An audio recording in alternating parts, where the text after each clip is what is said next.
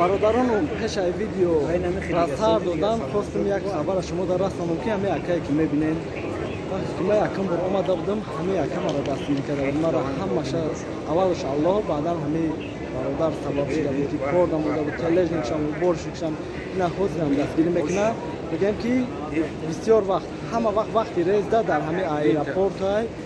مقصد وینوش نمیشه بورتون زیاد میشه و یا که بلیتون در کار میشه و یا که دیگه و دیگهش اکای فروخ نمیداره بگیم که در کمال اکای عقلی بگیم یاردم میکنه همینجا دای اکای فروخ مردم موجود دگان چی نمیگی؟ خداوند همه چی در همون جیگارش و پروردگار سوخ سلامت باشه گاب نسته انشالله شما حرکت میکنه که یاردم کنه باشه السلام علیکم با همه مردم مهاجر همه نفرایی که ویدیو را تماشا دارین در ایرپورت دمدد و قرار داریم خواستیم شما را کم تر نرخ نوای بلیط و کم تر ای وضعیت خبردار کنیم برای که دینا یک پاساژیر داشتم فرستاد که خطی بود مسکو سوچی دوشنبه مقصد که وقتی ایرپورت اومد در اومد دکمنت کش نکردم با وقتی که رجیستراسیا گذشت تماشنی را گذشت در زال اجدنی اومدم پاتنت رجیستراسیا پرسیدم برای همین خواستم شما را خبردار کنم که به هر حال احتیاط کنید دکمنت آدمایی که دکمنت ندارین چی گفتنیم که مقصد همون برادر معامله کرده لوچی چه مایویه که اشتراف میکنه لوچی معامله کنه برای که خطا میدونه که اشتراف شوه ممکنه که بعد گرانیس فرستاد کردن запрет на въезд мунан ёки депорт кунанд ва аэропорт омадед ва омадам тенҷаи 100% ягон проблема нест ҳама тенҷаи нарх навои билетҳо қимат шидагай то охири моҳи декабра қимат шидагиай душанберам хулобам хуҷандам ҳатто душанбе дастросин баъзе ҳолатҳое мешава ки билет намеёрем то 24-25 тара гуфтестиян аввали моҳ охири моҳ вариантҳои хубам надора баъзеҳо ташкент мегиранд баъзеҳо қарчӣ мегиранд баъзеҳо пересадка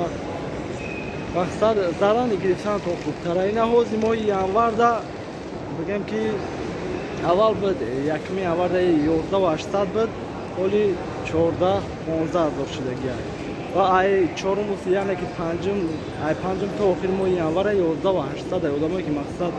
рафтани бошед зарани гирифтантон ҳама вақт хубтарай دیگه همش تنجه همش 100% آدما 100% رفته یعنی اومدن پاورکام کمای پاورکام نسته بگه انشالله که هم رئیس مسکو دوشنبه است هم رئیس مسکو کلوب رجیستراسیا میگذارن و انشالله کدومی که در راه دور باشه وضعیت بلیط گیری نداشته باشه و بینه که ایرپورت اومده رفتنش مقصد 4-5 هزار 2-3 هزار رفتنش میشه و نمرم در کامنتاری میمونم تلفن کنه حرکت میکنیم چه ما یاکاسوی ایرپورت چه ما دیگه یاکاسودا بلیط ارزانترشون بگیریم و یک چیز دیگه که وقتی که ما در پریاموی زنگ میزنیم ولی اپراتورم یک بسیار جواب میتیا و همین است 26 510 56 93 نمره خدمت چه که میشه و خدمت جواب میگم به تشویش نشدیش واتساپم در دست خدمت شاید حالتش باشه که پاساژیروی که است باشم شاید حالتای باشه که در ایرپورت باشم جواب دادن نتونم سابشنیتون مونن حتما جواب میتونم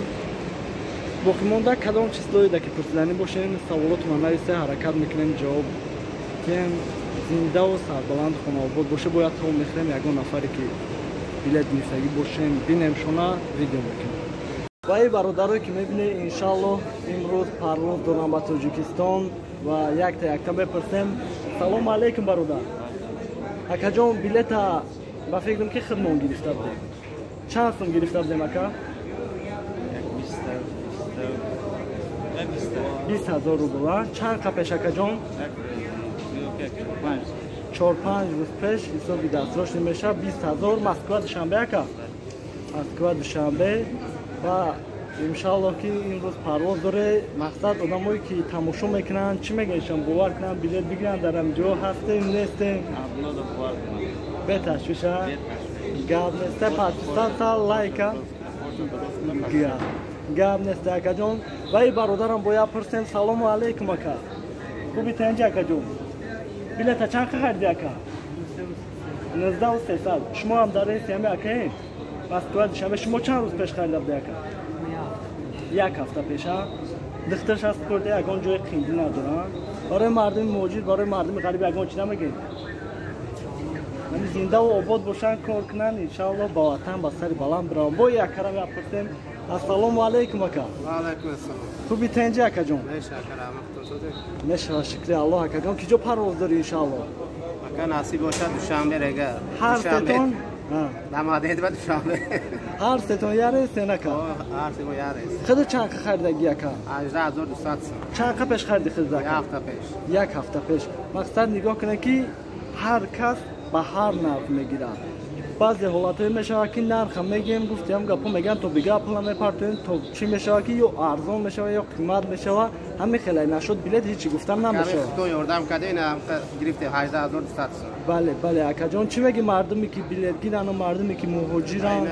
میگم که اکه عبدالله زنگ زنه نمراشون گیره یاردم میکنه با ایرپورت تموجنی ده بعد 500 لایک 500 لایک فراموش نکنه گاب نسته زنده باشه همه довольні اخی اگون کس پراتیف نه همه ساعت روزه نباشه بو یاردم میکنه دست چند قبیله یاردم میکنه برای وطن گاب نسته همه تون باشه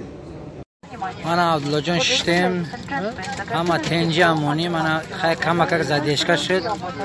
من از نسل راحکی میکنه دامونی الله باشین همه تنج یگون کود بود یگون چی نپرسید رحمت کی جون خاکود تاکلتون به خدا دامونی خدا باشین سلام علیکم اکای عبدالله اکای عبدالله این اصحاب سلامات دایره ریساس گذاشتیم اکاد خدا خواهد اکس عملی داشتیم بچو کدام تو مقصد بلیت گرفتنی همه اکای عبدالله بگیرین در مقصد بوار نوکای ما همی گرفتم صبح سلامت این دایره ریساس گذاشته خدا خواهد با وطن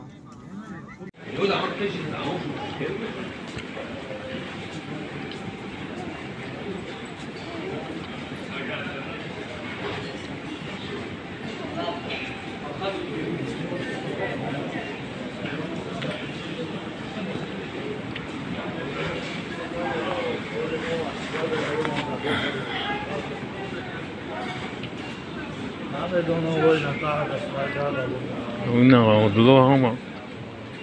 دادش کشیده گه ولی هم ایرپورت دایم این التجان سمالیات اشته میل در پناه الله رحمت برای خدمتات یا چی دیگه نگفتن همونا که کی سمکو ای 23 کیلو بالا بیا 1 کیلو نیم کیلو چند کیلو که زیاد بیا 5000 میگرفتن کاروچی هم بچه‌ها هم خیلی گرم میشن 1 کیلو زیاد میاد 2 کیلو زیاد 5000 شون گرفته سن بچه‌ها شام خفن 23 کیلو باگاژ بوده 5 کیلو روچنوی نمی حدیثش بزیب کمتر